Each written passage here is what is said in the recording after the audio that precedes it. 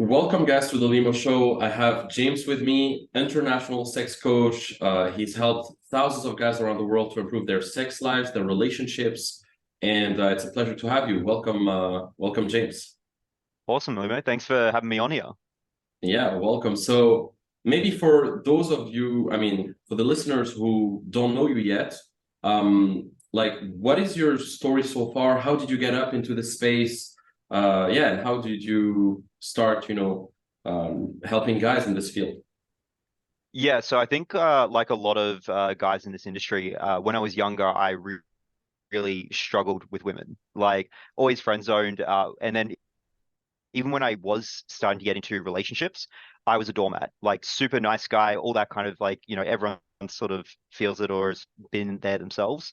So, and it got to a point where I was with this one girl and she had so much trauma around sexuality that she actually had no feeling. So when we were having sex, she was doing it just for me. And being the nice guy back then, I was like, well, I Mhm. don't really like it. So how can I make this more pleasurable? So I started doing research into Tantra, BDSM, and sex toys, like just trying to figure out like how can I make this a better experience.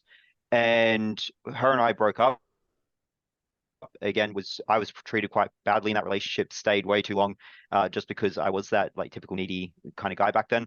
But it kind of unlocked this whole new world for me. And I even after that breakup, I started doing a lot more research into what the fuck BDSM was, what this tantra thing was, because it just seemed so fascinating. And even like this is the reason I'm not a dating coach, is because the dating side never like drove me. It wasn't about getting like as many girls as I could.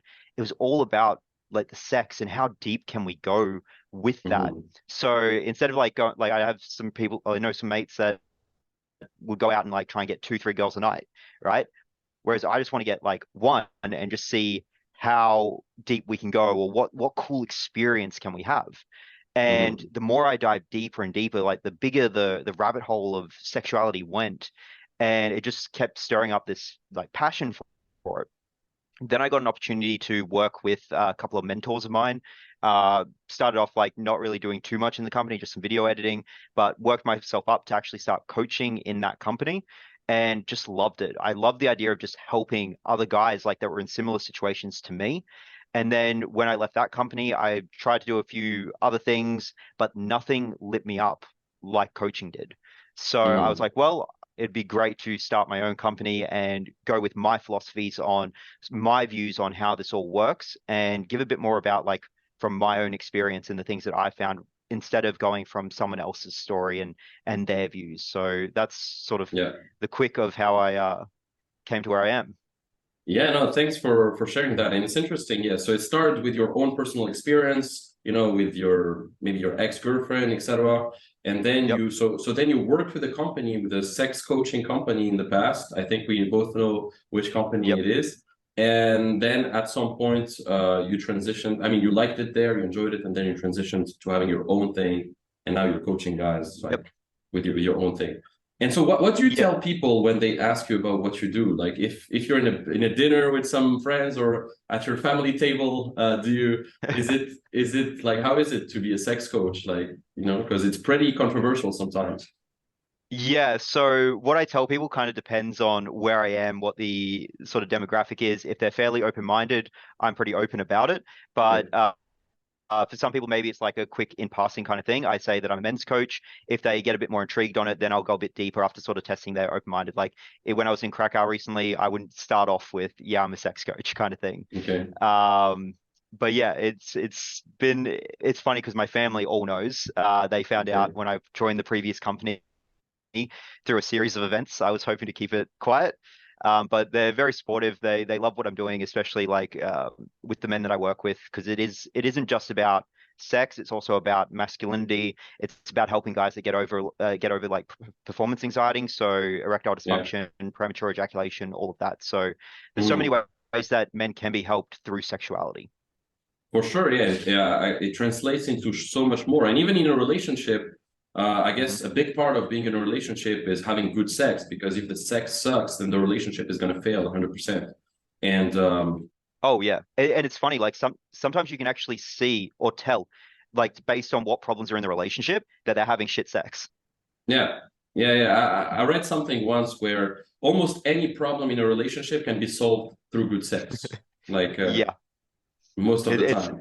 it's funny how how that happens. Yeah. And so basically yourself, like, what was something that you've seen over and over in the guys you've coached in the past that is recurring, like an issue that's recurring, a mistake or something? And how do you solve it kind of in your coaching? How do you go about helping guys like go over it, go over that? For example, premature ejaculation, or maybe they're in their heads and they come too fast, or like what's the main thing? Yeah, so there's kind of two main ones, I would say, like two major issues. So one is more the for the single guys, which is that performance anxiety, right? When they're with a new woman. And that breaks down into one of three problems. It's either mental, emotional, or physical. Now, but from my experience, about 80 to 90% of it is either emotional or mental.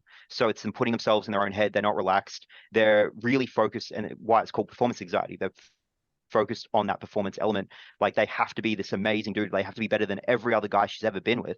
And it's like, well, what do you expect? Like, of course, you're not going to get it up if you don't have that kind of confidence, right?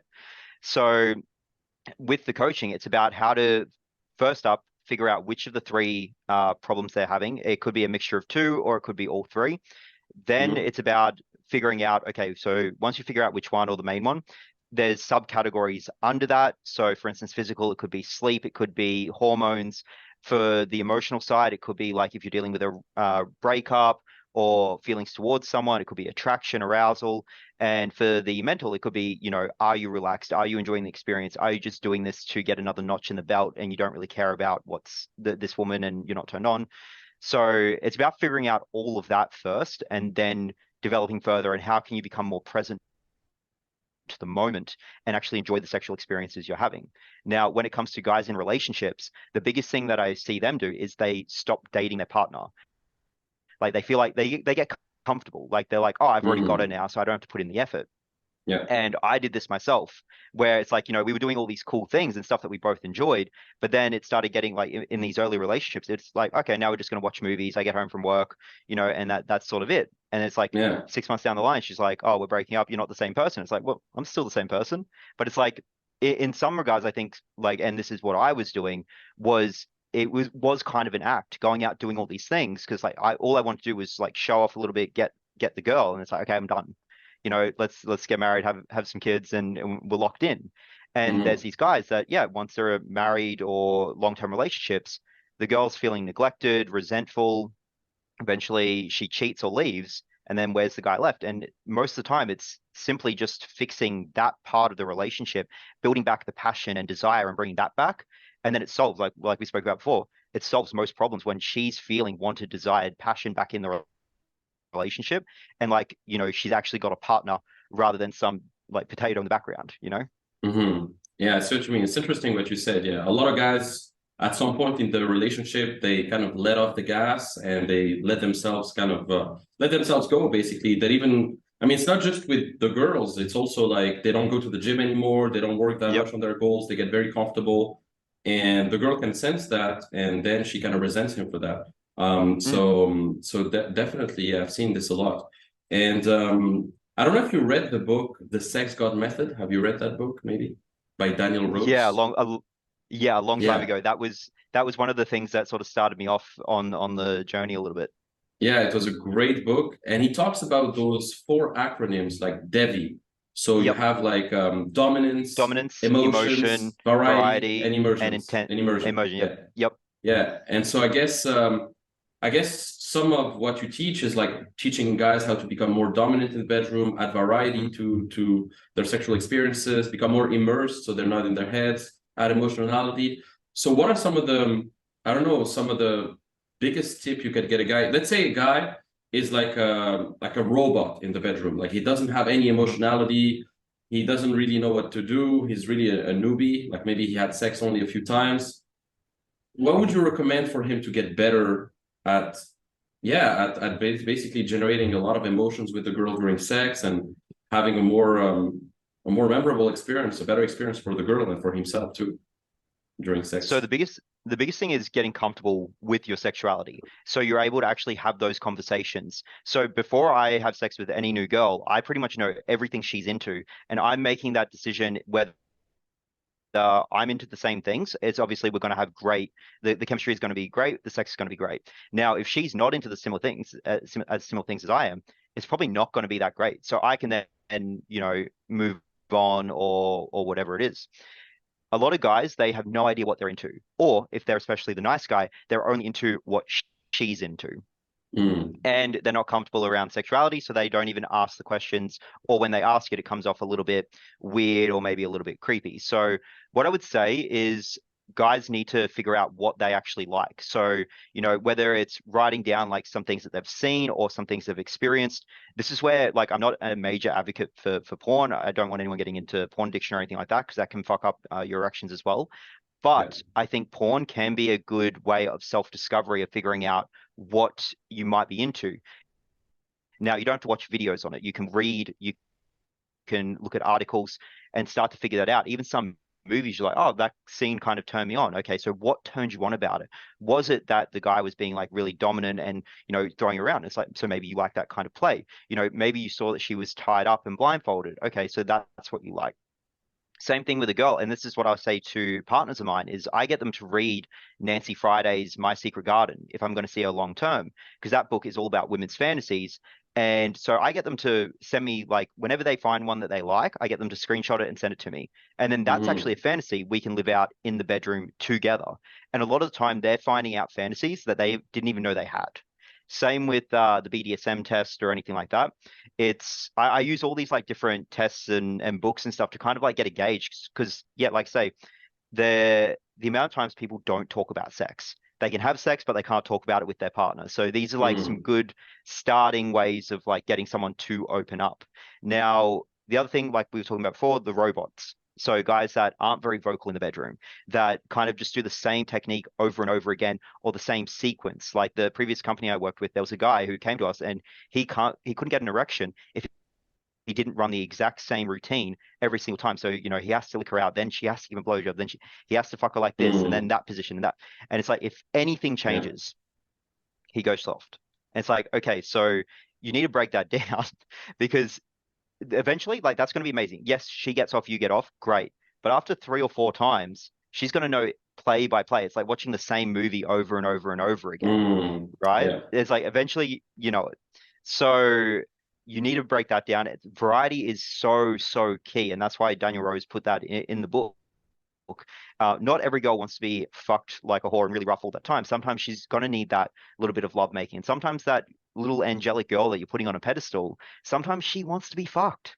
Like yeah. it's just a matter of fact. And that's where like, the really nice guys, and this happened to me, and this is where I'm talking about it from, is where you get cheated on because all you're doing is putting her on this pedestal and giving her this what you think she wants because of what Hollywood's kind of taught us Hmm. about women, and they want all this romantic lovemaking.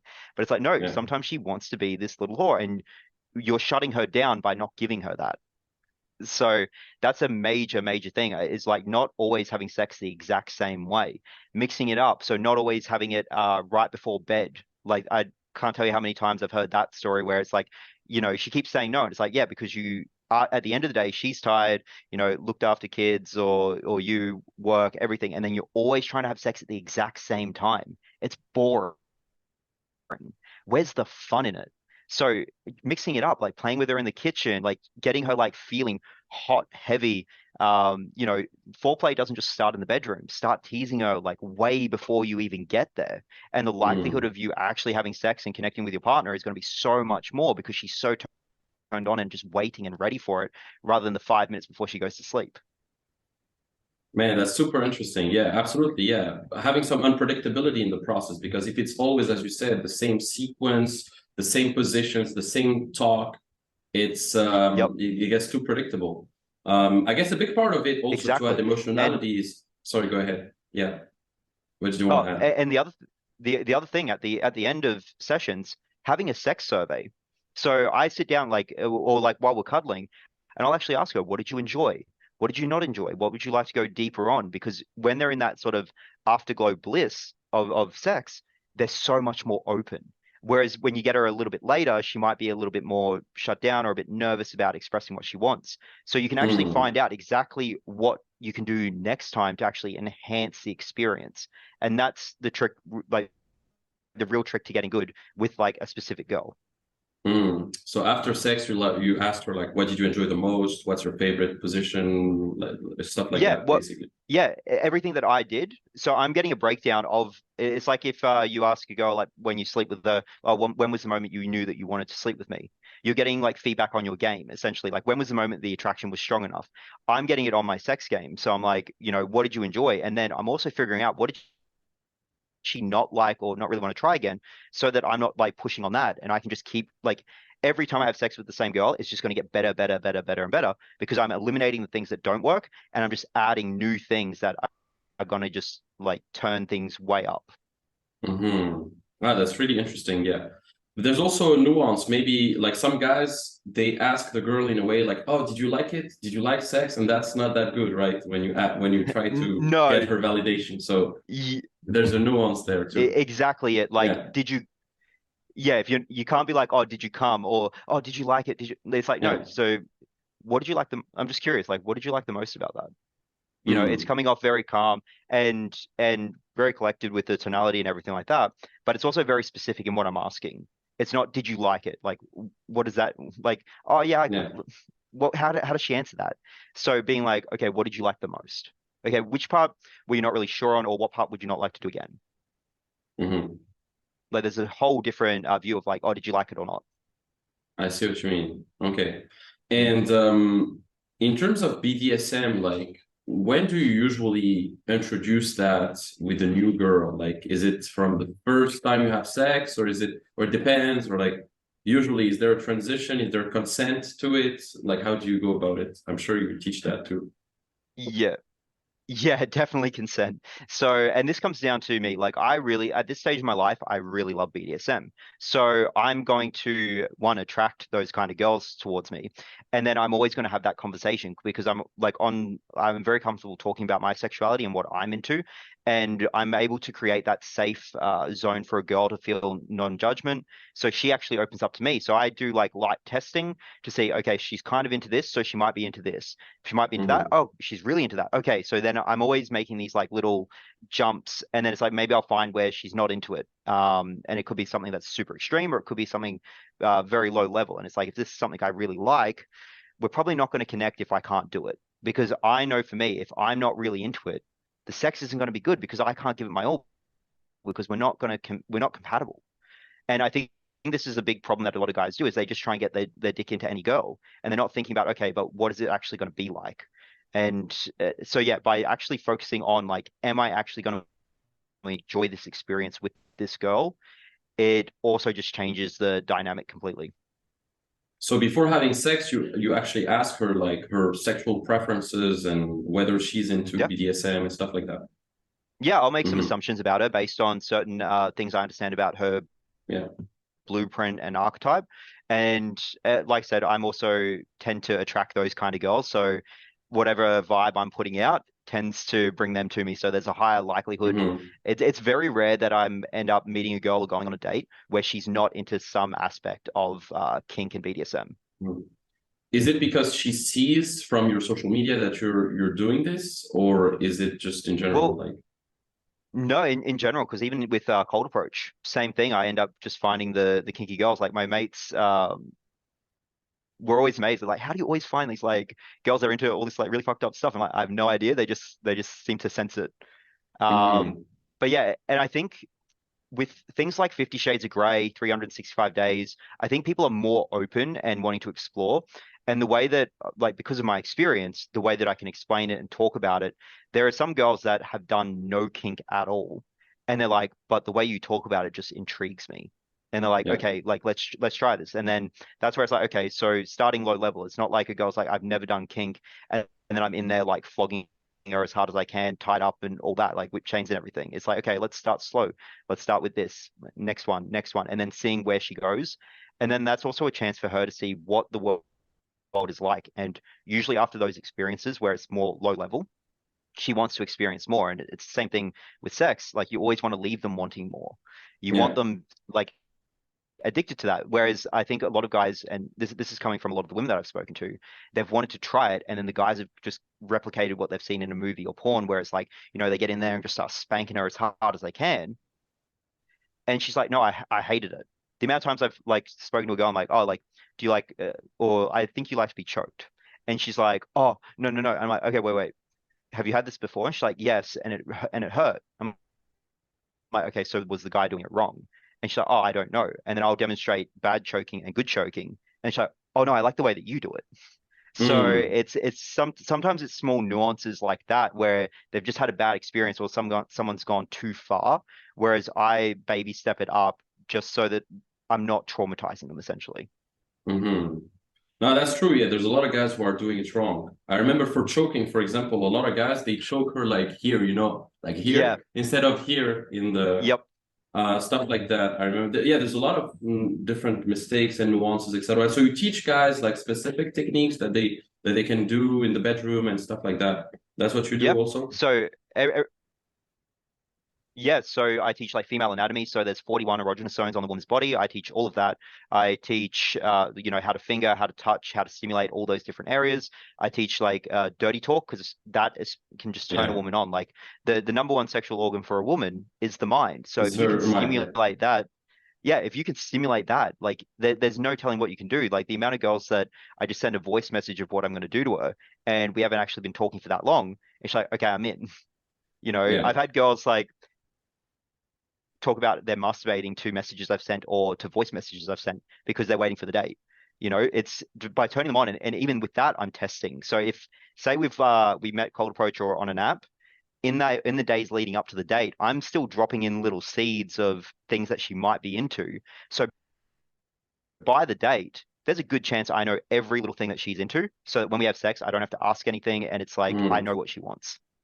Yeah, so we all know that, yeah, arousal is all psychological at first. You have to arouse her mind first so that her body also gets aroused as well after that. But how can a guy improve his dirty talk? Because it's a hard thing to learn if you're just starting out and you never learned it. So how would you go about it? Yeah, so this is also something that I didn't know I was doing back in the start. Like I wouldn't even make any noise kind of thing.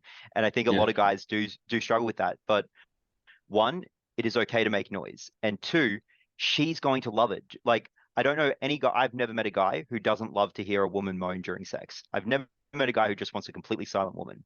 She wants the same. She wants to know that she's doing just as good a job, like especially if she's giving you a blowjob, riding you, and she's like taking control a little bit in that regard where she's giving to you. Like she wants to know she's doing something good. Mm. So give her that positive affirmation or reinforcement.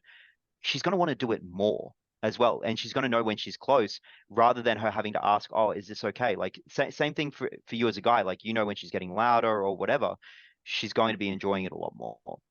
So I tell guys to start with that. Just get comfortable with moaning, being like, oh, yes, that feels good. Just some basic things like that is a really good stepping stone. Don't just jump straight into, some of the most extreme things you've read or heard because it's going to come off incongruent and you're going to feel nervous and it's not going to come out right. So start with the moaning. Then from there, what you want to do is start like narrating about what's actually happening. So yeah, I love the way that you suck my cock. Like getting comfortable in those kind of like slightly longer phrases instead of just the Mm. yeah kind of things. Then once you've got that, what I recommend is again figuring out the kind of things that you like. So figuring out also what does she like to be called and what does she not like to be called. Because some girls that I've found they love to be called a whore, but they hate the idea of being called a slut. Now, in a lot of Mm. places, we sort of make them the same thing, but there are different connotations and different words. Like some women like being called a slut and a whore, but not a bitch. So it's like figuring out those nuances because saying the wrong thing in the moment can destroy everything or it can bring up some trauma for her. And again, a situation I was in where I thought I did check and she said she was okay with the word whore. I said it in the middle of sex and she had a massive freak out over it because of some trauma from Okay. an ex-boyfriend. So it's understanding those things can be really, really important. And some girls aren't into the degradation at all. So you want to know like what is okay to say and what's not. Most girls are always going to be okay with good girl. Like most girls love that. So that's another way of slowly stepping in, being like, oh, you're such a good girl. Oh, I love the way that you suck my cock. Like, again, low level phrases. And it doesn't matter if it comes off a little bit not as confident because you're just sort of expressing yourself. After that step, then you can start practicing either in the mirror or to a voice recorder or your phone and start saying like the things you want to say, because that's when tonality starts becoming really important. So if you want to give her certain commands, like get on your knees for me, turn around, like you can start practicing with that as well before you're even like before your penis is in or anything like that. You can start giving those commands, like when you're kissing her, it's like turn around for me. Get comfortable giving those commands, then move Mm. to the next step where it's like, you're my filthy little whore, like, oh, we were just at your Christmas party, and I bet you would have loved the fact that I fucked you in the bathroom so all your bosses could have heard, like all that kind of stuff. And you start playing Yeah. into, those more extreme fantasies. And this is how I used to test girls for certain experiences. So some girls are into exhibitionism and all that. So I would start telling these fantasies during sex and then see her reaction. If she's getting like wilder and getting close to an orgasm, I'm like, cool. After the sex, we're having a little talk, and I'm like, oh, like I know that I brought up this whole like exhibitionist, like fucking you in the park or whatever. Like, is that something you've wanted to explore before? And she's like, oh yeah, but I'm really nervous. It's like, okay, well, we can try that. It's a good stepping stone. Or some girls have never thought of it before, but now hearing it, Mm. they're like, holy shit, that's now a fantasy. And I've done some where it's like pretty much the whole sex session is me fucking her while uh telling her this elaborate story. Mm. So basically, And yep. you're seeding things basically in her mind while having sex. You're preceding some scenarios, and then Yep. so that after sex, you're making them happen, basically. Yeah. Yep. Okay. Or discovering what she's into or playing more into it. So, for instance, if I already know she's an exhibitionist, I can then create more and more elaborate stories. And again, Mm. for her mind, it's about 20% technique, 80% mindset and her mind. So by just telling these stories, you can take your sex from here to here. Like she can go from coming to or not coming to coming just based on the story that you tell her or from some dirty Hmm. talk. What's a story, for example, that you tell? Like it's a pre-made story, it's a canned story that you make up, or like a scenario that you So make up. if I can, it's based deliberately on the girl and what I Okay. know about her. So there was an ex of mine where she was going to her sister's wedding. So I'm telling her this whole story about how I'm going to bend her over the table in front of all of her friends and family and fuck her in front of them. And like that Okay. just kept turning her on and then talk about what a dirty little whore she's going to be. Everyone's going to know like that and just sent her wild and over the edge. It was insane, like just to see like how different and how much like without me changing much in terms of how I'm the technique that I'm doing, but just to see the reaction with her mind just developing. Mm. Yeah, it's crazy. It's a good one. This one is a good one. Okay, so she tells you about something, maybe an Yep. event she's going to, and then you tell her how you're gonna kind of Yep. degrade her at that event and how you're gonna do things to her at that event, basically. Okay. Yeah, if That's she's into the exhibitionism and if she's into the yeah. degradation. Yep.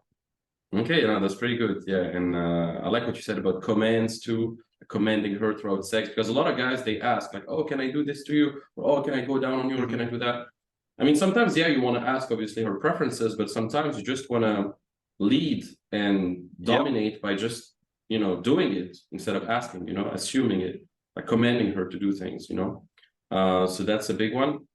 I like also what you said. Exactly. A And big. Go ahead. yeah, and knowing like if she is really submissive, don't ask. Like it Hmm. is give the command without forcing it. So you're not like suck my cock while you're like trying to like push her head down forcefully or anything like Yeah, that. yeah, of It's course, like, yeah. yeah, it's like suck my cock. And then if she has any hesitation or resistance to that, then you can kind of figure out what's going on. But a lot of the time, she's going to want that like you to lead, especially if she's extremely submissive. Yeah.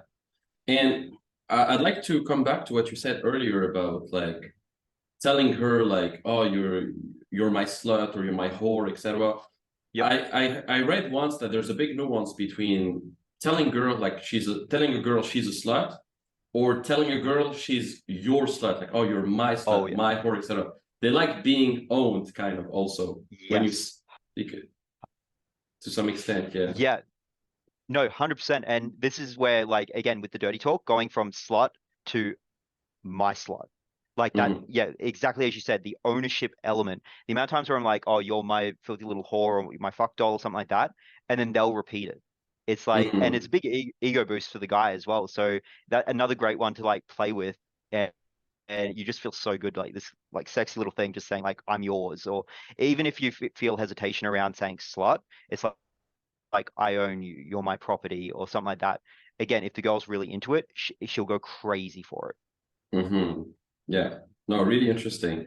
And what do you think about introducing toys during sex? Like, what do you do? You teach guys also? Like, you introduce toys every single time? Do you think that people need to introduce toys, or it's totally fine to not have any toys and you can just do it without toys as well most of the time? Yeah. So of course you can do everything without toys. That's totally fine.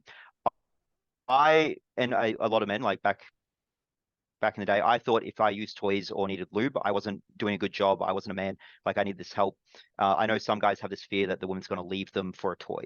Now, I just want to make it clear, Mm, you are still a man if you use toys, and she's not going to leave you for a toy, right? It's think of it as, and this is how I like to explain it to my clients. It's like when you learn martial arts with a weapon or something. It's just an extension of yourself. And to illustrate this, I actually did a test where I put zero, like pretty much zero effort into having sex with this one girl. And all I did was use toys essentially. And then at the end, put my dick in, didn't give her a really good experience from myself. But the way she went back to this mutual group that we're a part of and just was telling everyone, holy shit, that was the best experience I've had. Like, I don't even know what he did to me. So she's never going to be thinking, oh, it was the toy that did this. It's always going to be you. She's always mm, going to attribute it to you. So toys are just that little bit that can actually make like good sex, and great sex, amazing sex. If you want to, like, and I do this when I'm feeling lazy or tired. Like, mm. and again, she will still think, holy fuck, he gave me that experience. So Yeah. in terms of like, if you want to go into some toys that I recommend, the number one is the Hitachi wand, or if you can get like a remote, sorry, not a remote one, a battery operated one, so you don't have to worry about cables and plugging it in. The magic wands are fucking insane, and they're just really great for every occasion. This is a Blindfolds vibrator? and handcuffs are really great.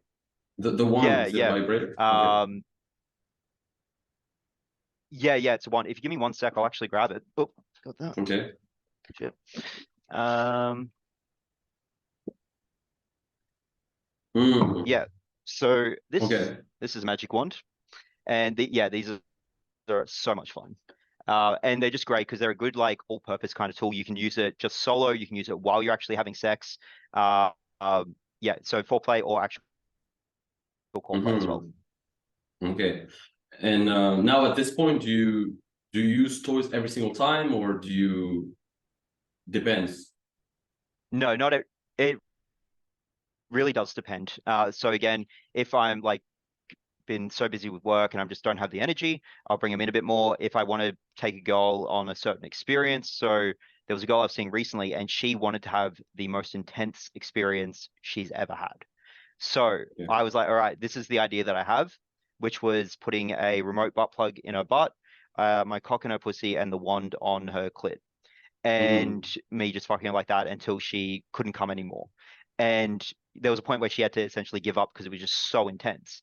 But then the same girl, there are some nights where it's just a matter of like just the two of us connecting, whether it's like the more passionate kind of sex and more like connecting lovemaking, or if it is actually just more like degrading kind of fun, interesting kind of experience. So again, Hmm. if you're using toys all the time, that's where it's like there's going to be an issue because certain toys like the wand or a clit sucker, they can actually desensitize the clit. So there was a girl I was seeing for a while where she used it was very easy for me to get her off orally, and then as soon as she started using the Satisfyer Pro 2 for too long, it actually became harder and harder for me to get her off with my mouth. Hmm. So being careful around that is very important as well.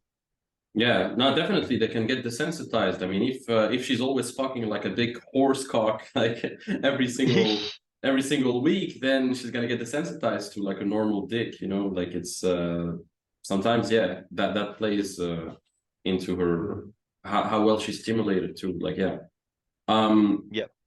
so yeah, and in terms of dirty talk, like what I've learned personally is just about mixing like sexual nouns, sexual verbs, and sexual adjectives together, kind of most of the time. Like, for example, I like how your adjective noun feels against my adjective noun. You know, like, I like how my I like how your tight pussy feels against my huge cock or something like that. You know, Yeah, like basically sometimes you can make it easy like that by just mixing sexual verbs, sexual nouns, sexual adjectives in the same sentence. yep. Stuff like that. Do you have another tip in terms of dirty talk that guys could learn or something else maybe? Because I think I mean I hear guys like telling me that they're struggling with it. So if you have another thing that you want to share about that, feel free as well about dirty talk. Yeah, so pretty much what you're talking about is just explaining what's happening in the moment. Like that is the Yeah. easiest form of dirty talk is literally expressing how you feel in that moment. So Okay. what you said, I love how your pussy feels on my cock, or I love how this feels like that, or I love the way that you do this. Like it's so simple. It's just like you, because there's probably a point where you're thinking that exact thing. It's like, oh fuck, the way she rides me. The amount of times like, oh shit, the way that you ride me, oh my God. Like stuff like Okay. that. You just say what your experience is basically. You talk about what you're experiencing. Yeah, Mm. it doesn't have to be this super elaborate story, and a lot Yeah. of the time it's not. It's just when I want to give that experience that I'll do it, or even mixing those in. So sometimes there'll be like a little bit of an elaborate story, and then go back into the basics, and again, variety. There's no rules when it comes to sex besides consent. So it's like Hmm. just play around and try, like and that's sort of how you can make sex go for hours on end as well, like by just playing in between all of these different ideas and things that you have. Hmm. Yeah. No, absolutely. And what do you say to guys who maybe they're able to get a date with a very hot girl, like they're able to get a date, they have the hot girl. After the date, the girl comes to their place, but then when it comes to having sex, they get this performance anxiety where like, oh, she's fucking hot, and they don't get hard. And I know it happened to me. I mean, I remember I pulled some girls sometimes, they were super hot, like perfect body, etc. And it was Mhm. intimidating. Like I didn't get hard for a while, and then after I relaxed, and after a while, then I got hard. But it was hard in the. It was yeah. It was it. Honestly, I felt ashamed a bit, like to not get hard Mhm. because she was super hot, etc. So, what do you tell guys usually in those situations, like when that happens? Yeah, so in that situation, we know 100% that it is a mental Yeah. issue that's popping up, right? We don't have to go over anything else. So then we have to figure out, okay, so why are you feeling that performance anxiety? Okay, she's super hot, and you're like, fuck, I have to perform because I have to see her again, all that. The best thing to do in that situation is to focus on her pleasure first. Start getting into it to see if you can start getting that erection. Don't worry about, am I going to get it in the future? Just start enjoying, right? Now, if you're still in your head and not present to the moment, it's going to be very difficult because you're still like, oh shit, she's still so hot. Oh my God, now I've got to do this. It's like, just be honest at that point, right? The reason you're struggling with this performance anxiety is because you don't want her to know. You don't want her to know that you're not getting your dick up and you're worried about what she's going to think and all that kind of stuff. Mm. Now, what happens when you tell her what's going on for you, right? It's like two things. She's either going to be very supportive or she can be a really like a bitch about it, right? And if she's going to be like a real bitch to you about it and be like, oh, wait, what the fuck? Do you even want to have sex with that girl? Do you even want her in your life? Like, if she's going to belittle you and like make all these assumptions about you, Yeah. I personally don't. So I would be like, all right, cool, see ya. But when she's supportive and she's like, oh, that's all right, like, and you're like, cool, well, there's other things we can be doing. And then again, you can go, but either start into going into like focusing on her, you can go into cuddling, you can go into connecting more. Like one of my clients, for him, it was just he needs more of a connection with a girl to actually be able to get the erection. It doesn't matter how hot she is, um, it's just the connection. Mm. So, and then as soon as he lets up and is like, stops trying to hide it, gets in, they maybe cuddle for a bit, they're cuddling, and then he'll start getting the erection out of nowhere, like maybe half an hour, Yeah. 2 hours later, because this big secret, the world is like lifted off of his shoulders, the weight's off Mm. his shoulders, sorry. Um, so yeah, that's sort of the big one. And the way you can do this isn't like, because a girl in that situation, she's also going to be blaming herself.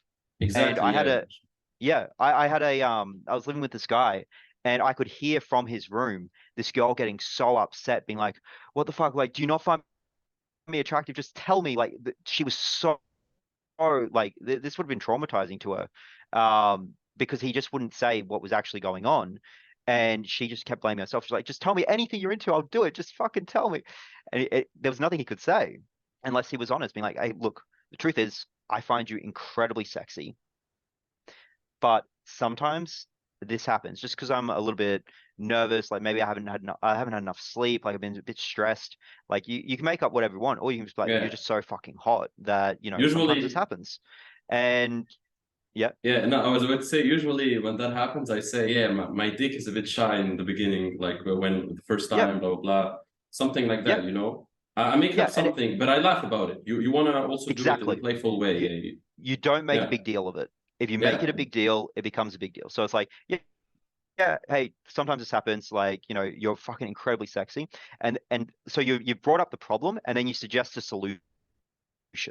So you're not just like leaving this big thing in there. It's like, but like you're so sexy, I just want to go down on you, or I just want to like play with your body and just enjoy it.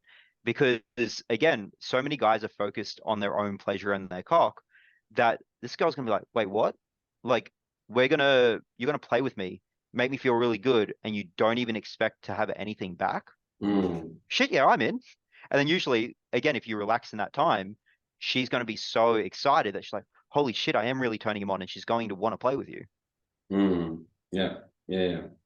So yeah, sometimes also, yeah, you want to be a giver and not expect something in return all the Hmm. time. Sometimes it's great to give, and yeah, I noticed that.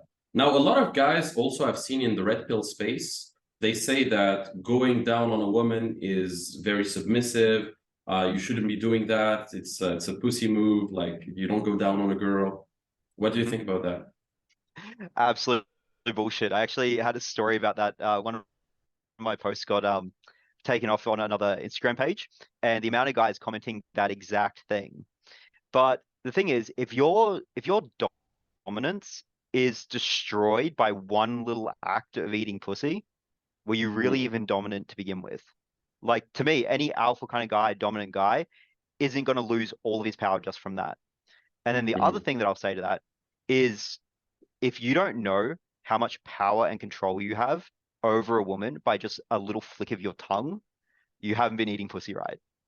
Like it Mm, is one like some guys I've spoken to, that's when they feel most in control because it's like at that moment I can give her what she wants or I can hold it back and make her beg for it. Like at any moment, there's nothing like that. Even when she's riding, some guys will be like, "Oh, a girl can't sit on top of me because then she's like, then it's submissive." And it's like, no, you still take control from the bottom. You can still lead her. You can still grab her hips. You can move her in. It's like just one small thing doesn't make you dominant or submissive. It's yeah. everything stacked up. Hmm. Yeah, no, that's a great point. Yeah, it's the whole thing. It's not just one thing. It's like in an interaction with a girl. Like it's Yep, not just one element. It's not just the opener. It's the whole interaction that matters. So 100%. I see what you mean. Yeah. No, very interesting, man. There's a lot of points we shared so far. I think the listeners and the viewers are going to get a lot of value out of this. I hope so. Besides that, I mean. Yeah, one of the major problems too is like premature ejaculation. Not the fact of not getting hard, but also like the fact of like coming too soon. I've had that too, where I Hmm. would just penetrate a girl for like 2 seconds, and then because of the pressure, I would just come so fast. That happened to me too. So what do you tell guys? Is it like a breathing exercise that you do? I remember I watched videos like you need to breathe in, etc., stuff like that, or the Kegel exercise. What do you tell guys usually about that? Guys who come too soon. Okay, mental, emotional, and physical again. Usually more physical. So you've got to look at your masturbation habits. So if you're a guy who's sitting at a computer, you're trying to jerk off as hard and as quick as you can, that's going to be an issue because essentially you're trying to train for a marathon by sprinting, right? Mm. So by jerking off within 2 minutes, you're training your body to come in 2 minutes or less. Then if it's like a lot of time it's so we go more the mental. It's oh my God, this girl's so hot. Oh my God, what if I put it in and that performance anxiety kicks in? It's about relaxing. So there's relaxing the body and then there's the breathing. So and also those guys that aren't making any noise in bed, got to think of like sexual energy and it's building up in your body.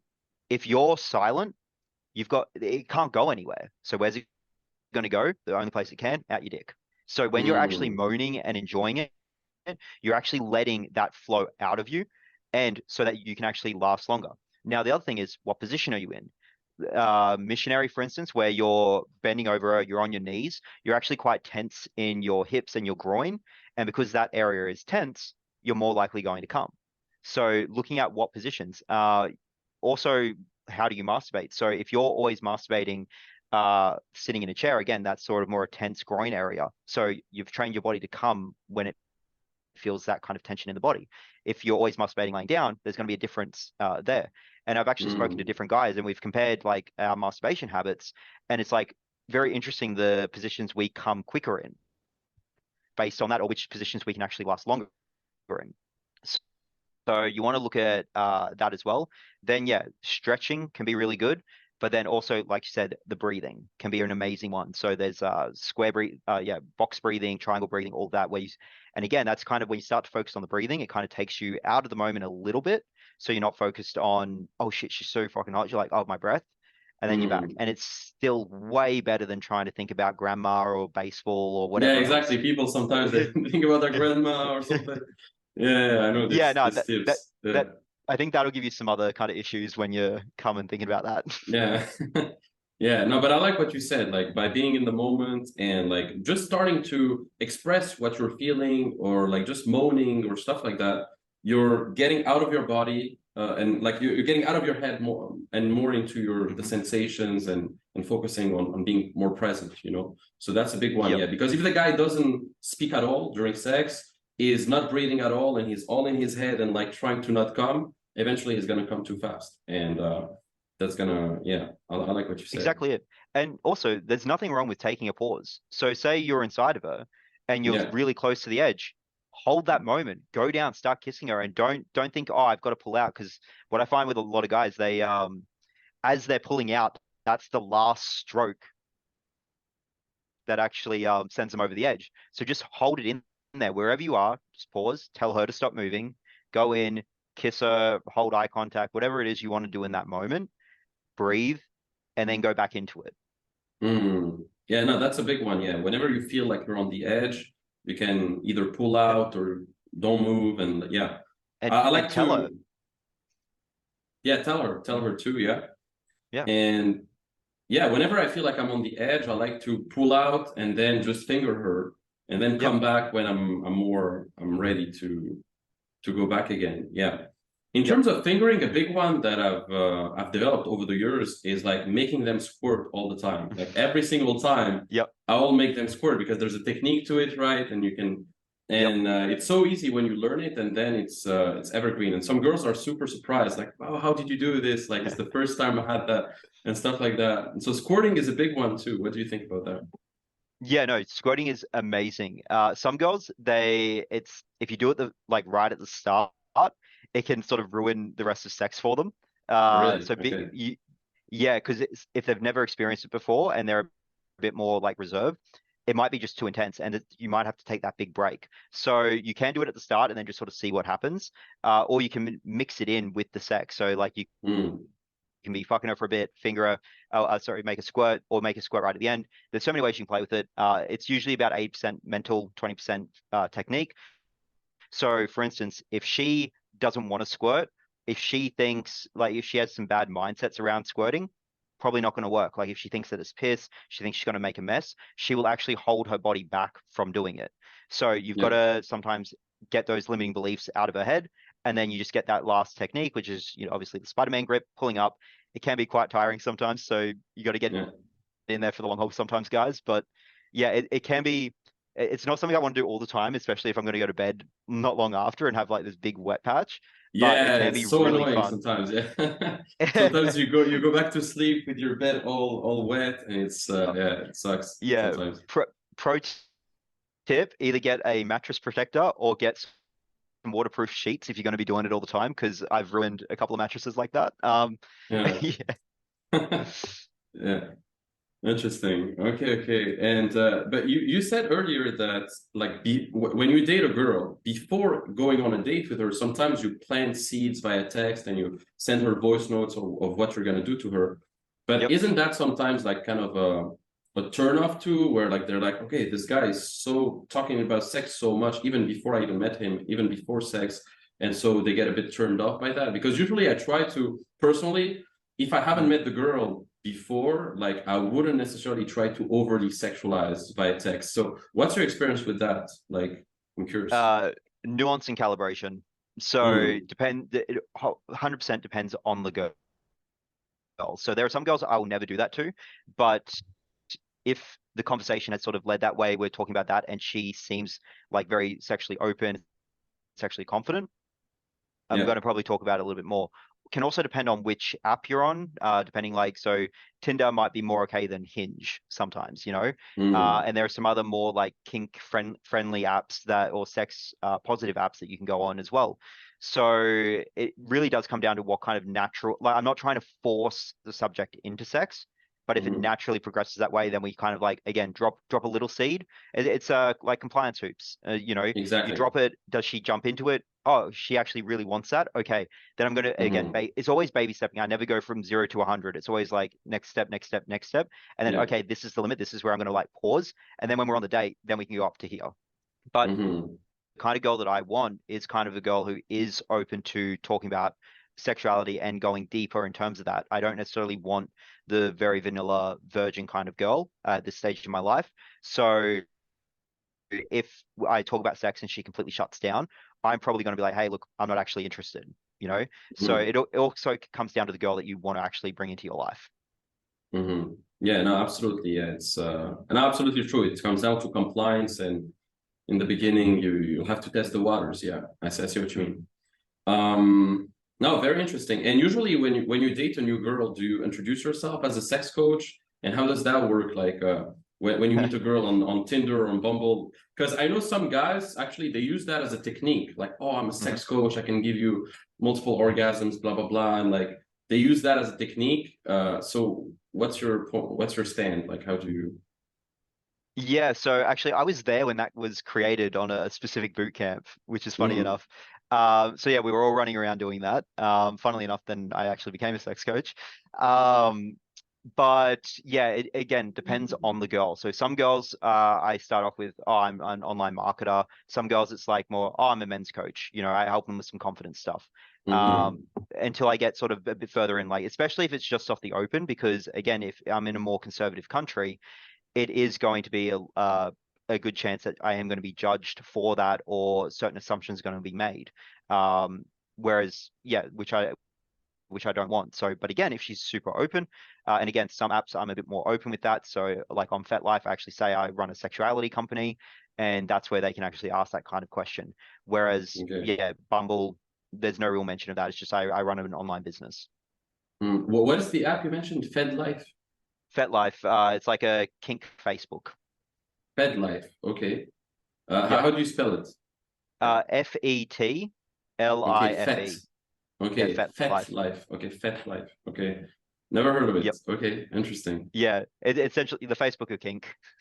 Okay, and it's on mobile, like you can have it. It's not Uh, swiping and stuff. You don't match with people. It's more social media. yeah, it's just people have profiles. It's a mix between Facebook and Reddit. Like you can go into a group, post something, and then people can comment and like it and stuff. Hmm. Technically, there's not a real app, but if you go to the website, you can download like the web extension, and it becomes an app on Hmm. the phone.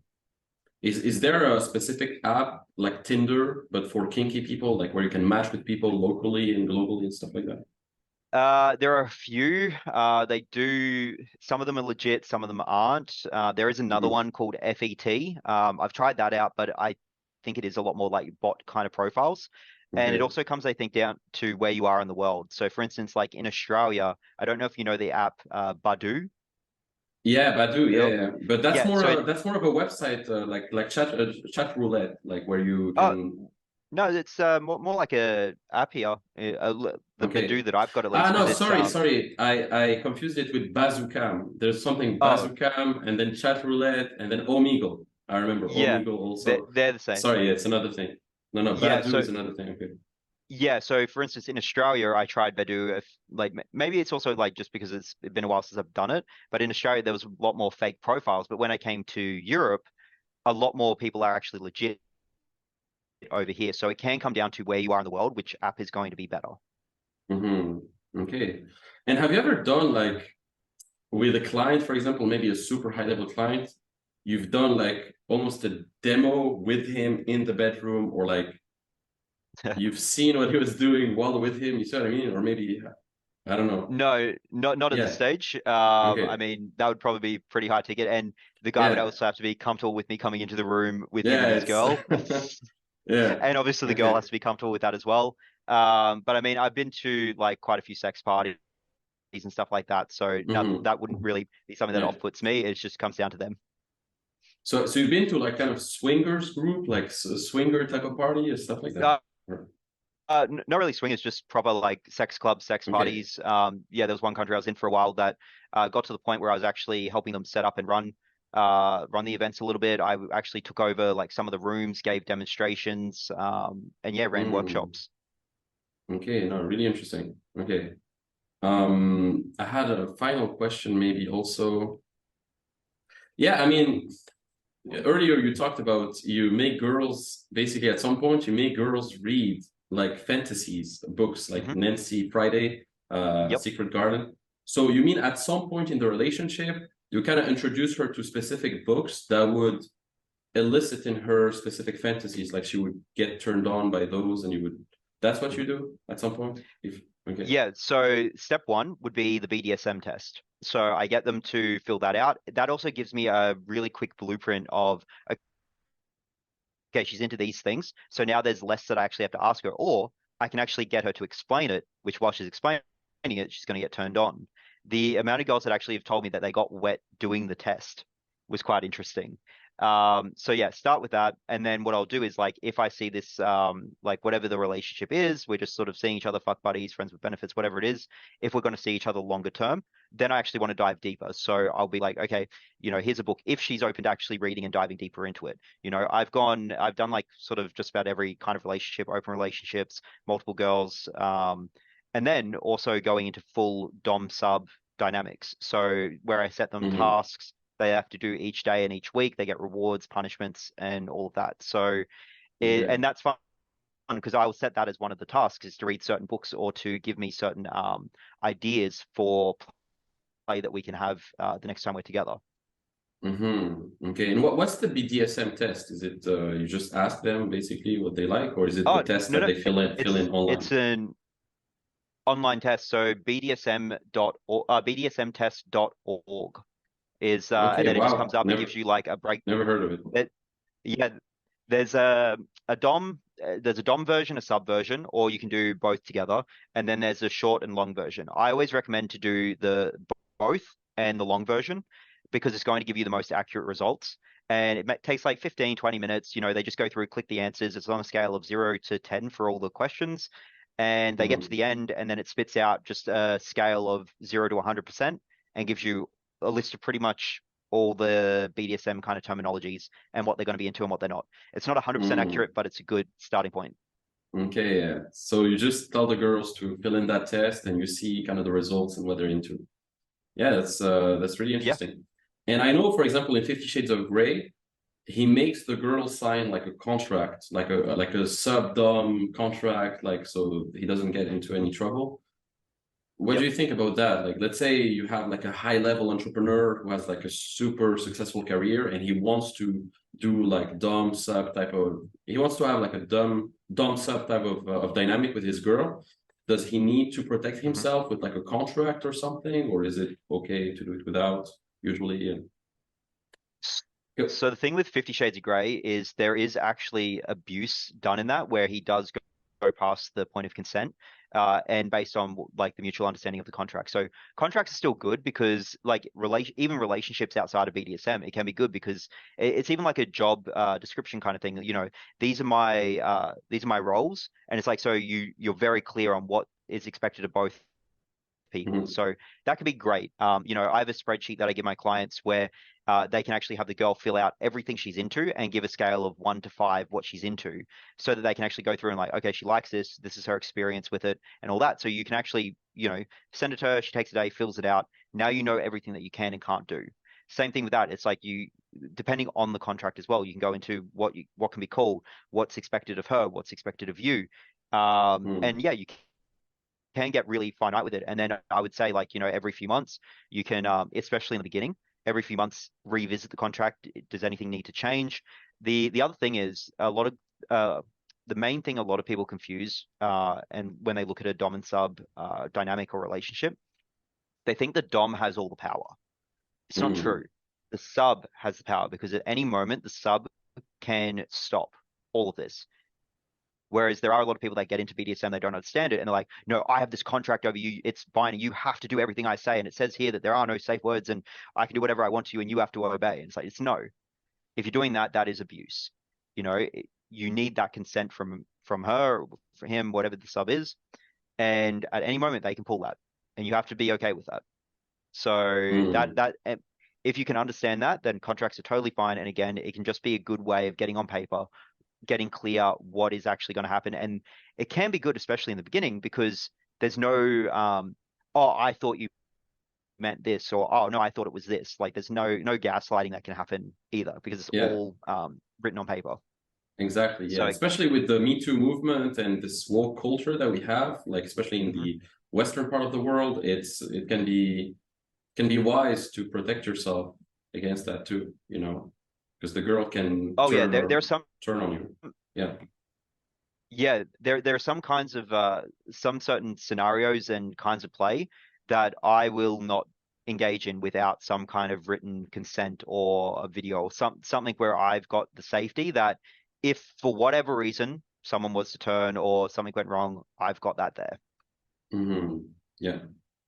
And how do you think this whole market of like the sexual market is going to evolve with, robots coming in, AI, we have sex dolls and virtual girlfriends and stuff like that. How do you think it's going to evolve? And how do you see yourself in the next 10 years? Like, do you still want to be in this field? Do you want to still evolve in this field? Like, yeah, I just want to have your view on the future, let's say in the next 10 years. What do you see? Yeah, well, I mean, I've been learning about sexuality and diving deep for about 8 years Mm, now. So I'm don't plan on stopping at this point. Like the deeper I go, the deeper it gets. The more I understand, the less I know, kind of thing. Like mm, it's amazing. Like I'm actually going to be starting to learn like erotic hypnosis soon as well. So you can like imprint commands and snap my fingers, you're going to have an orgasm. Like that kind of stuff is going wow. to be like, but like tell me that 5 years ago and I would have thought it was impossible. But now it's like it's so in reality impossible because I've seen demonstrations of it and I've seen it happen. So it's like, Hmm. there's always going to be something, I think. Now, in terms of AI, robots and all that, I think what we're seeing in terms of like I think some girl just released a an OnlyFans AI bot and that Yeah. got like a lot of subscribers. So it's what it comes down to is I think a lot of guys, if they want to do that, they're going to do that, but they're not going. It's like girls with sex toys; they're not going to get the human connection, and it just comes down to are they okay with that? Are they settling for that because they don't think they can meet a real girl, or is that what they actually want? I think in Thailand they actually have a doll only brothel, and that got set up a few years ago. Mm, yeah. So obviously it has to be successful if they're still open, kind of thing. So I think, yeah, it's definitely going to be a big market, but I still think for the sake of the world, I think guys are still going to want that human connection and they're still going to want an actual woman. Same with dating coaching, I think is the same thing where, if they were only going to go for a doll, it would eliminate dating coaching as well. There's always Yeah, going to for be those sure. people that really, really want that. I think in terms of like, as we've been seeing, like compared to say like the 60s, 70s, erectile dysfunction and premature ejaculation have actually gotten worse. Or performance anxiety has gotten worse over the years. So I think there's actually going to be more use for sex coaches and stuff in the future because of that. Yeah. And especially if you don't want to rely on pills, because even then, certain pills are actually going to kill your ability to get an erection later on in life. So, if you want a natural erection without having to get an implant or having to inject your penis, you're going to need this kind of help. Hmm.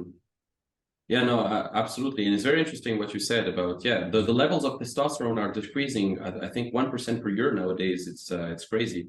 And Hmm. so do you recommend people to take pills in your programs, like specific supplements, for example, ashwagandha or zinc, magnesium? I don't know. Do you recommend like supplements Yep. usually to guys? Yeah, so I have this massive document all about all the different supplements. So zinc's a great one, ashwagandha is great, but it also comes down to what do they actually need. So this is where we do a lot Mm-hmm. of testing with the supplements because like ashwagandha might not be what they need. Maybe they need this other one. So I do a lot of testing with that to figure out what is actually going on with their hormones, biochemicals, all that. And then I work on what are the necessary supplements compared to what's just being thrown in there for the sake of throwing it in. Okay, yeah. But there's not some supplements that you tell all guys to take. No matter Zinc's the guy. Yeah, Yeah. definitely zinc, like because it does help in terms of like recharging a bit quicker. Asparagus pills can be great if you want to shoot a bigger cum load.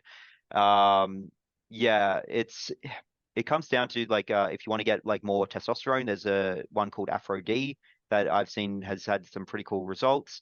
But yeah, they're kind of like sort of the main ones, I guess. But Mm-hmm. also it really does come down to the guy and what's going on for him because anything in surplus is going to be detrimental at some point. Mm-hmm.